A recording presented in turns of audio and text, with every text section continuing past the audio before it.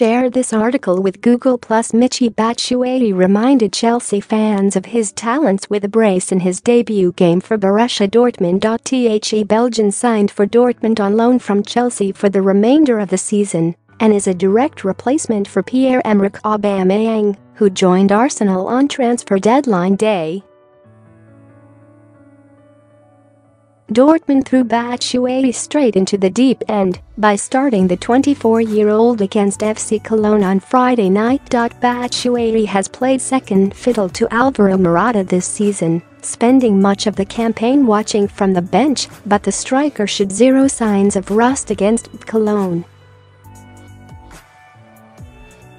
It took Batshuayi just 34 minutes to get off the mark for Dortmund, and the attacker grabbed his second in the 62nd minute to restore his side's lead. Batshuayi could have scored a hat-trick, but VAR ruled out a goal in the 44th minute for offside.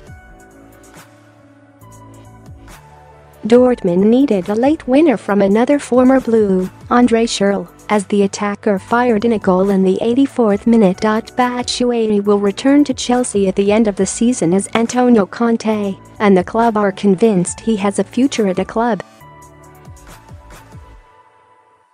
Conte blocked Batshuayi's loan move right up until the final day of the January window as Chelsea searched for a replacement. Olivier Giroud arrived in a £18 million deal from Arsenal, and Batshuayi will have further competition for a place at Chelsea when he returns to London.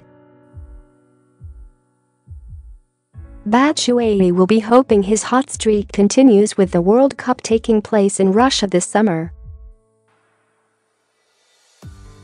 Belgium have a host of talented attackers to pick from, and Batshuayi will be eager to link up with his Chelsea teammates Eden Hazard and Thibaut Courtois at the tournament.